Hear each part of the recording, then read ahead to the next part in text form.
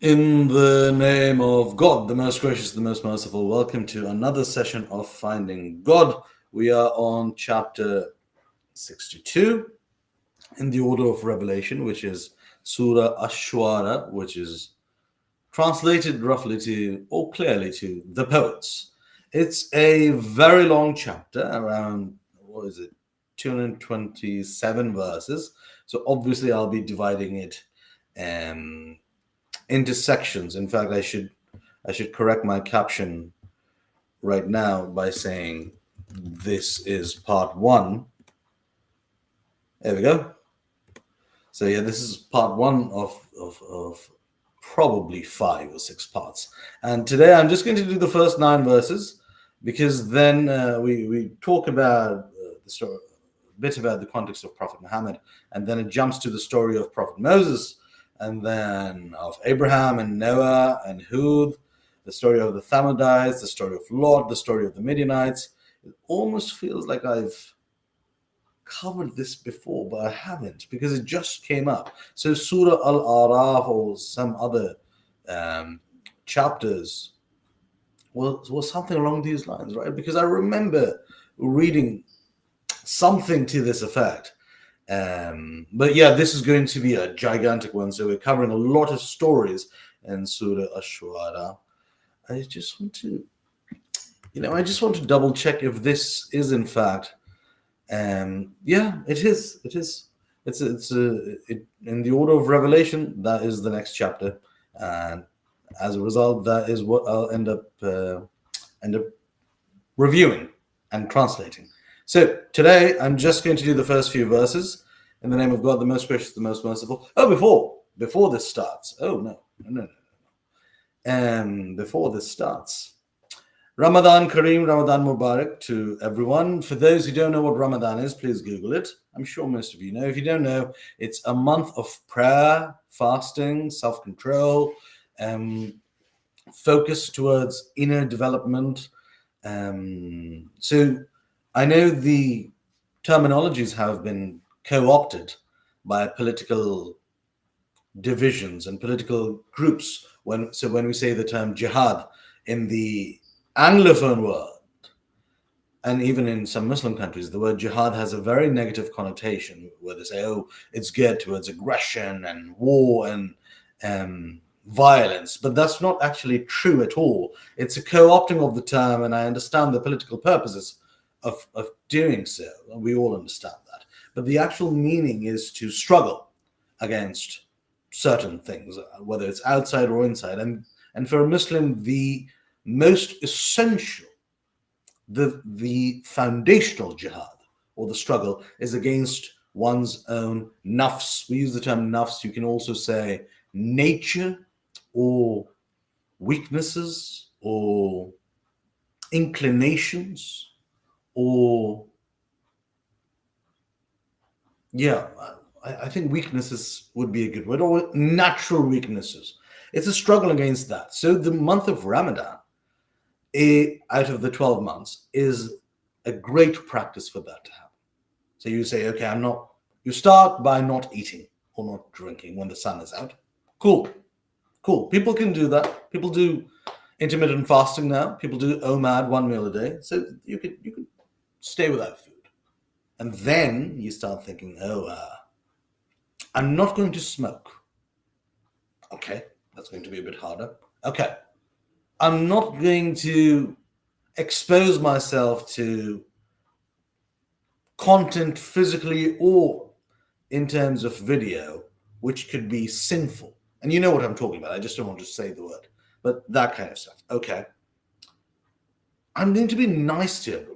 Okay, I'm going to forgive people even if they hurt me. Okay. And when you start doing all of these things, you start focusing your mind and you're focusing your heart, it starts cleaning up away all the impurities that we as humans carry by nature. And this is a great month to develop yourself for a better life here and in the hereafter.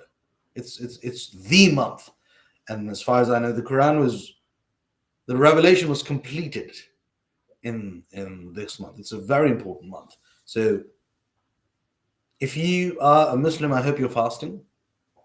I don't care if it's difficult. It's difficult for all of us. That's the point. We do difficult things to develop and grow. We don't grow with easy things. That's the point. And if you are not a Muslim, or if you're not fasting, I would consider trying it. Because the first thing to do is not eating and drinking. That's the first step. Then the next ones come after that. So it's all nice and dandy when you go to a meditation retreat and they tell you that you can't speak and you can't eat at this time, you can't drink. That's all fine and dandy. But when it comes to this context, people certainly have certain connotations associated with it. And I just don't see the point. It's exactly the same thing. You're supposed to learn how to hone this instrument.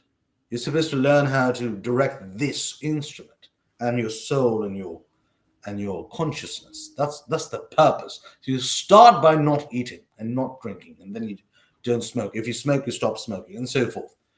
And then you stop swearing, and you stop cursing, and stop fighting, and stop insulting, and stop humiliating, and you stop doing so many things, and you realize, wow, if I don't do all these negative things, what really is left of me? Do I have any positive redeeming qualities? Ugh. And if you don't, find them, build them. Say to yourself, you know what? I'm not going to tell a lie anymore. I'm going to speak the truth, and I'm going to be diplomatic about it, obviously, but I'm going to tell the truth. And that is going to be my one improvement after this month. The same can be said like last year. You remember, in fact, it's been exactly 1 year today since I went on Umrah to Mecca for the pilgrimage, for the smaller pilgrimage last year. I'm so grateful. I'm so happy. It's been 1 year. This year has been fabulous. Thank you, Lord. But it's actually been exactly 1 year. I'm so happy. It was life-changing. You have my video evidence where my head is shaved off and I'm talking all about it. It's incredible. It's been exactly 1 year today on March 15th. And I'm really glad. So all these things are avenues for cleansing the soul. And cleansing the soul is much harder than cleansing the body, the mind, and the heart. It's much harder, right? So you can cleanse your body in a week with a juice fast or water fast or whatever, or going to a doctor. And the mind is slightly harder and the heart is slightly harder. And the soul is, you don't even know what the soul is. You can't even touch it. You don't know the shape of it, but you know it's there. You feel it. And so all these activities about focusing, directing, self-control is very, very important. That was my briefer on Ramadan. I can talk about it for hours and hours, but today I'm just going to do a bit of the chapter, and then I'll leave. In the name of God, the most gracious, the most merciful, Tasin Meen. Again, those letters that are the miracles of the Quran that only God knows the meaning of, and hopefully God will reveal their meaning. I'm so curious to know. These are the verses of the manifest book, this Quran, which was promised by God in the Torah, and the Injil makes things clear. The Torah is the Old Testament, and the Injil is the Gospel or the New Testament. We've discussed this before. It may be that you, O Muhammad, are going to kill yourself with grief that they do not become believers in your messengership, that you're the messenger of Islam. I've mentioned this before. This man is unparalleled. The Prophet, peace be upon him, Muhammad, unparalleled. He's spreading the message to people, knowing that if they follow it, it's good for them, knowing if they violate it, it's bad for them, and he's so grief-stricken. You think, I don't know why they don't listen to the message. He's worried about those people who are throwing stones at him and throwing garbage in his way and arguing with him and fighting with him. He's sick and worried about them. I can't do that. I don't have that level of compassion or love. Just imagine doing that. This is one of the reasons why we do, Ramadan and pilgrimage and jihad and self-discovery and self-improvement, is because the world can make us very dry, very clinical, very transactional, and you need to have not this level of compassion, but some level of compassion at least. They're antagonizing him overtly, and in his private moments, he's still worried about them. So God is saying, you might be at that level that you're so worried. If we will, we could send down to them from the heaven a sign to which they would bend their necks in humility, and never comes there unto them a reminder as a recent revelation from the most gracious, but they turn away therefrom. So God is saying, look, if I wanted them all convinced, I could snap my fingers and have them all convinced. That's not the point. So don't worry, okay? It's so wonderful, their relationship. It's speaking to him like a friend who loves and cares about. Like, look, I know you have this gigantic responsibility, but don't worry, okay? I'm God. I know what I'm doing. He's cajoling the prophet. He's supporting him with so much love. It's incredible to us, their relationship. So they have indeed denied the truth. Then the news of what they mocked at will come to them. Yes. Do they not observe the earth, how much of every good kind we cause to grow therein? I mean, that's the case even today, right? With evolutionary biologists who turn out to be atheists, that's still the case. When you say to them, and they say to you, where's God? And you say, look around you.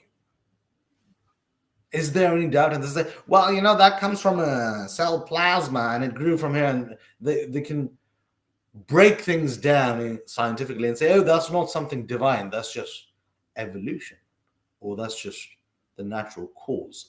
But the sum is always greater than the whole is always greater than the sum of its parts. So you can break it down, but it still doesn't equate to the whole. And this mentality is evident even here. So they're denying the truth. Do they not observe the earth and how things grow? Verily, in this is a verse, yet most of them are not believers. Polytheist pagans, resurrection. And verily, O Lord, he is truly the Almighty, the All-Merciful. Now, I will be stopping here today because, and remember when your Lord called Moses, go to the people who are the polytheists and wrongdoers. And it starts with the story of Moses. I am not going to be covering that story. No chance. Not for today. But I will come back to it in a great amount of detail next week. I'm stopping here because there are other things that I need to get done now. But this chapter is going to require, in my opinion, 7-8 weeks. And we'll take our time. I am in no rush to finish the Quran. I'm enjoying every single verse and diving deep into it. So I will see you again next week. Have a wonderful Friday. Have a wonderful weekend. And hope you're having a wonderful Ramadan.